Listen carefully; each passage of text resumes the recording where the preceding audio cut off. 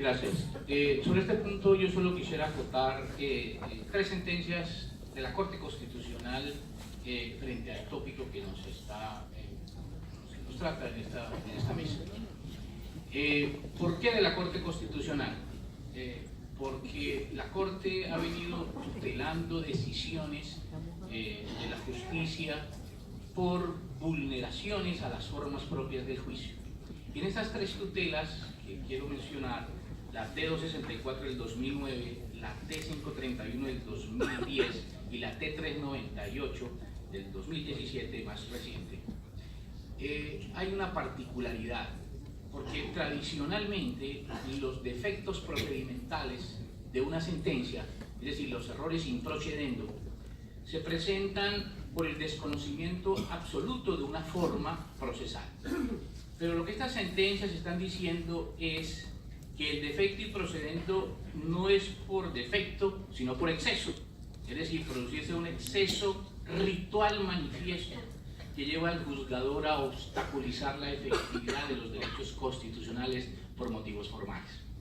En la sentencia T531 del 2010 establece claramente ese exceso ritual, estableciéndolo o determinándolo frente al aspecto probatorio. Y en la sentencia más reciente, del 2017, que vale la pena destacar, la Corte tutela la sección tercera del Consejo de Estado por considerar que vulneró los derechos fundamentales al debido proceso de igualdad, interés y a la prevalencia de los derechos del menor, al no reconocer la indemnización por la muerte a una menor en las mismas condiciones que a su media hermana, argumentando que el apoderado de esta menor no había interpuesto el recurso de apelación. Y la Corte determinó que el hecho de no haber interpuesto el recurso no le negaba el derecho sustancial que tenía a que en igualdad de condiciones se le podría dar. Es eso, señor presidente.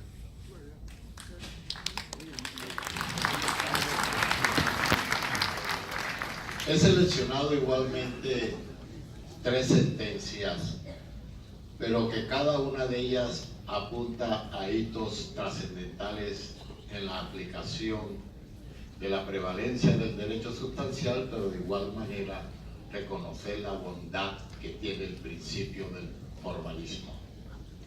La primera sentencia es la 029 del año 95. Una sentencia que, si bien es constitucional, marcó ahí los criterios, bases para que en lo sucesivo la jurisprudencia fuera desarrollando una doctrina esencial para la protección del derecho sustancial, pero igualmente para el reconocimiento del formalismo como un principio y una garantía del debido proceso. Allí se registró en esa sentencia que el derecho procesal es lo mejor, la mejor garantía que puede haber para asegurar la igualdad de las partes frente a la ley. En la misma sentencia se registra que el derecho procesal es el medio eficaz para controlar la arbitrariedad del juez. Y en la misma sentencia se registra que en un Estado de derecho no se puede administrar justicia dándole la espalda a la formalidad. Desde este punto de vista, entonces, debemos reconsiderar que encontramos allí dos principios básicos, y como principios que todos son buenos. El problema es saberlo aplicar, porque son dos caras de una misma moneda, donde se están mirando diariamente. El uno mira al otro como su guardián y este mira a aquel como su tesoro. De manera que el problema está en el aspecto práctico de la aplicación. Una segunda sentencia y la tercera me permite visualizar que este principio, no como muchos piensan, que la prevalencia del derecho sustancial siempre tiene la mirada hacia la parte demandante. Pues en la primera voy a referir donde sí se protege el derecho sustancial del demandante, pero en la segunda se protege el derecho sustancial del demandado. Es una labor práctica del operador judicial que debe ser muy cuidadoso al momento de aplicar las normas procesales en el caso concreto respectivo. Y esa primera sentencia es la 950 del año 2003, en la que se dice que a ciega no se pueden aplicar las normas procesales. Y por ende se registra allí que en un caso de una persona que se encontraba privada de la libertad intramural, le notificaron o enviaron la notificación a una audiencia donde funge como demandante. Y la comunicación llegó al penal a tiempo, pero internamente no le llegó la notificación a ese recluso. Y por lo tanto le declararon la perención en el proceso conforme al artículo 101 de la ley 446 del 98.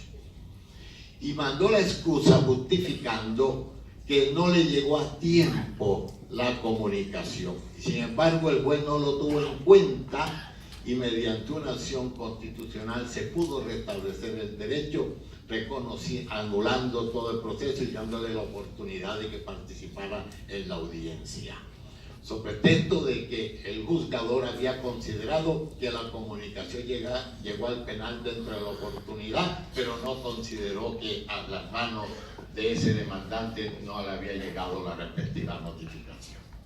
Y la otra sentencia es la 531 del año 2010. Y esta sentencia igualmente se hace una apreciación ya en favor del reconocimiento del derecho sustancial de la parte demandada. Por lo tanto, el principio de prevalencia de la sustancia no está dirigido exclusivamente a la parte actora. En este sentido, este principio mira ese derecho sustancial independientemente a quien se le vaya a violar para efecto de asegurar su garantía. Y en este 531, lo que se registró fue que una señora que le iniciaron un proceso ejecutivo hipotecario, y en el momento en que el actor presentó el avalúo, transcurrió muchísimos años para cuando se dio la diligencia para el remate. Mientras la señora estaba alegando que ese avalúo ya había perdido ese interés, que por lo tanto estaba sufriendo un daño grandísimo en su patrimonio y había solicitado que se hiciera un nuevo avalúo, y el juez no consideró esa situación sobre pretexto de que una norma procesal, si mal no preciso del 516 del entonces CPC, había establecido que el avalúo se determinara incrementando el 50% de eso. Y así lo consideró y negó totalmente, de manera que al rematar ese bien por el avalúo indicado, le causaba un daño ostensible a esa parte. Y tuvo que acudir a la acción constitucional para restablecer el derecho, y a través de esta acción constitucional se le protegió el patrimonio a esa señora y se ordenó que se anulara la adjudicación en ese remate y se registrara un nuevo avalúo que fuera conforme con el concepto de idoneidad en el precio. Muchas gracias, y ahora pasamos al doctor Jaime. Bien, antes de exponer las sentencias que he seleccionado, llama la atención la referencia que hizo el doctor Juan Francisco Pérez con esa sentencia de tutela de la Corte Constitucional, donde tuteló con el argumento que al no haber apelado el apoderado de una de las menores, porque es que allí eran, presumimos nosotros, o por lo menos en la lectura, la información que aparece es que son dos familias, grupos al margen de la ley, dan muerte al padre, condenan en primera instancia una de las partes apela porque no reconocieron determinada clase de perjuicios, la otra no apeló. Y el Consejo de Estado accedió a reconocerle el derecho a esa que apeló. La que no apeló luego dice que cómo era posible que a ella le priven del derecho de recibir el mismo beneficio si era el mismo padre y va a recibir menos por la incuria, por decirlo así, del apoderado cuando tiene todo el derecho que le sea reconocido porque también es hija del mismo padre y es hermana de la otra menor favorecida. Y viene el juez constitucional y le otorga el derecho que le reconozcan también a ella el mismo beneficio por la indemnización del perjuicio por considerar que era una verdad objetiva que se encontraba plasmada en ese tipo de situaciones. Eso es un caso bien interesante que creo yo es como para analizar con más detenimiento. Dentro de los que he escogido, tomé un tema que es bastante interesante en materia contenciosa administrativa. En este caso que voy a hablar, venció la ritualidad, venció la formalidad al derecho sustancial. Aquí en este caso se trata de una persona que demandó un acto administrativo que le resolvió determinada situación y ella había interpuesto recurso de reposición y el recurso de reposición que interpuso no había sido resuelto. Luego entonces presentó la demanda porque había operado el silencio administrativo negativo frente al recurso de reposición. Quiere decir que le había confirmado la decisión ese acto ficto o presunto, de manera negativa obviamente. Pues bien, presenta la demanda y decisiones anteriores que se habían producido por el Consejo de Estado habían dicho, se habían apartado un poco de la norma, porque el artículo 138 del derogado Código Contencioso Administrativo establecía que cuando se demandaba un acto administrativo debían demandarse también los actos que lo modificaran o lo confirmaran, debían ser demandados todos los actos. Desde el año 98, año 2000, 2002, fue la tesis hasta el año 2008 del Consejo de Estado diciendo: no importa que no se haya demandado el acto que resuelve el recurso de reposición, porque confirma la decisión, lo importante es que demandaron el acto principal y el otro se entiende que era entonces un acto accesorio. Por lo tanto, al ser un acto administrativo accesorio, le vamos a dar prevalencia al derecho sustancial y decidían de fondo. Vino en el 2008 y 2010 y la sentencia que traigo a colación es del 15 de abril de 2010, sección primera del Consejo de Estado, magistrado ponente el doctor Rafael Ostó de la Fompianeta. Allí se dijo: de hoy nos apartamos de la decisión. Y el argumento para apartarnos de esa decisión que se venía adoptando es que el proveído del alcance del artículo 138 del Código Contencioso Administrativo no es otro que exigir la demanda contra todos los actos en vía gubernativa sin excepción. Es decir, independientemente de que lo que fuese era simplemente que confirmaba la decisión del acto principal, pues entonces, como la ley claramente decía que todos debían ser demandados, pues entonces al no haberlo demandado, su sentencia deviene inepta y fue desfavorable la decisión. Pensaría uno que con el paso de los años se va decantando la posición de los jueces en el sentido de dejar de ser menos formalista, pero aquí ocurrió lo contrario. Claro, también se trataba de otros funcionarios judiciales los que estaban en ese momento histórico. Pero entonces queda la sensación, ¿y qué pasó? Esa es la naturaleza humana y eso es lo que nos vamos a seguir enfrentando a pesar de todo. Pero sí tenemos que morigerar ese aspecto. Ahora, esa situación ya hoy día no vamos a tener problema. Y no vamos a tener problema porque en el reciente, en la ley 1437 de 2011 del CEPACA, que modificó el Código Contencioso, lo derogó, la anterior disposición, allí ahora existe una norma que dice que basta que se demande el acto principal porque se entienden demandados todos los demás actos. Luego entonces el problema lo solucionó el legislador. Imagínense, en manos de los jueces todavía seguiríamos con la incertidumbre. Bien, la segunda sentencia triunfa lo contrario.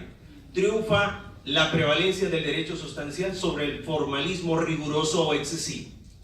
En este caso, Se trata de una norma legal, la ley 1150 de 2007 en materia de contratación estatal, que reformó algunas disposiciones de la ley 80 de 1993, en donde básicamente establece que algunas formalidades, sobre todo documentales, que no sean parte de la evaluación de la oferta, pueden ser subsanables inclusive hasta antes de la adjudicación. Pues bien, en este caso, uno de los oferentes en un proceso de selección en un municipio presentó su oferta y su oferta fue rechazada porque los estados financieros de la empresa oferente no estaban firmados por un contador público. Resulta que hay una norma en nuestro país, una norma legal, que establece que todos los estados financieros deben estar firmados por contadores públicos. En este caso no. Al momento de entrar a resolver el caso del Consejo de Estado, esa es la sentencia de 26 de febrero de 2014, la 1999-00-113 de la sección tercera, magistrado ponente Enrique Gil Botero. En esa sentencia, que dijo el Consejo de Estado, dijo, bueno, aquí no podemos nosotros aplicar a tabla rasa la disposición esta. Lo que tenemos que ir es más allá, para no poner en riesgo un proceso de selección del contratista. Obras que son necesarias para el desarrollo de un país, de un municipio, de un departamento. Miremos qué es lo que tenemos aquí. Aquí están diciendo que se rechazó la oferta porque no llenó el requisito. Entonces, miremos nosotros lo siguiente. Ese requisito tiene que ver con la comparación de la oferta. ¿Es evaluable ese aspecto? Si la respuesta es negativa, pues entonces habrá lugar a tener que decir que no puede triunfar ese formalismo. Y efectivamente la respuesta era negativa porque ese aspecto documental no era necesario para la comparación de la oferta. Como pueden ver, en esta otra decisión triunfó la prevalencia del derecho sustancial frente al exceso de formalismo. Pasamos a la conclusión. Doctor Juan Francisco. Gracias. Por razones de tiempo, presidente, me referiré a una sola conclusión y mirar algunas aplicación práctica de esa conclusión. Es ella la siguiente. La forma procesal hace parte de la estructura del debido proceso solo cuando su inobservancia violenta una garantía constitucional o legal. De lo contrario, será una simple irregularidad que no afecta el núcleo del proceso y no afecta, por tanto, la validez del acto. Lo anterior, porque el proceso debido no persigue el culto desmedido de la forma por la forma, sino el respeto de la forma en la medida en que ella protege una garantía. Y solo la vulneración mejor de esta y no de aquella es la que afecta el derecho fundamental al debido proceso. Así lo entendió, desde mi óptica, el Código General del Proceso, cuando en el artículo 11 le indica al juez una regla insoslayable. El juez se abstendrá de exigir y de cumplir formalidades innecesarias. Bajo esta visión constitucional, podríamos respaldar la tesis que aquí defendió el profesor Ramiro Bejarano en la mesa de ayer, frente a la decisión de declarar desierto un recurso de apelación cuando no se sustenta en segunda instancia, como lo establece la ley, en la medida en que el apelante hubiese interpuesto el recurso en la primera instancia, hubiera hecho los reparos concretos, pero además hubiera hecho la argumentación y los razonamientos y a los reparos que hizo en primera instancia, pues negarle o declarar desierto el recurso, a mi juicio, sería atentar contra la tutela judicial efectiva por un defecto procedimental o efecto ritual manifiesto, pues se violaría el derecho de impugnación constitucionalmente protegido por la putísima razón de que toda la argumentación la hizo en primera y no en segunda. Gracias, presidente. Doctor Dairo Pérez. Gracias. Dos cositas finales. Una tiene que ver con que el tema de la formalidad procesal es algo que es el operador jurídico, el juez, el servidor público administrativo, porque tenemos nosotros los procesos administrativos también reglados, debe tener la suficiente claridad mental que la formalidad debe respetarla, desde luego. Eso es requisito sine qua non. Si no lo hace, hay violación también del debido proceso. Pero por favor, articúlela, sea maleable en su uso, no considere que es absoluta. Hace poco vi un auto de un juez contencioso administrativo que no libró mandamiento de pago porque la copia del título ejecutivo, que era una sentencia judicial, no había sido aportada en copias auténticas. Válgame Dios, el Código General del Proceso, como norma especial porque no lo trae el CEPACA, dijo claramente que cuando se presente la demanda con sentencias judiciales basta que la copia de la sentencia tenga constancia de ejecutoria. Constancia de ejecutoria, no que las copias sean auténticas. Y resulta que allí ni siquiera existe una norma que diga que deben ser auténticas. El juez desbordó incluso la competencia legal. Es una cosa increíble que uno la puede... Pero ese es el día a día y eso es lo que encontramos. De allí que el llamado respetuoso es eso. Pero a veces fíjense que también el exceso de formalidades no solo se los inventan o los formulan o los hacen los funcionarios judiciales o administrativos. El legislador también lo hace. Por ejemplo, la ley 1551 de 2012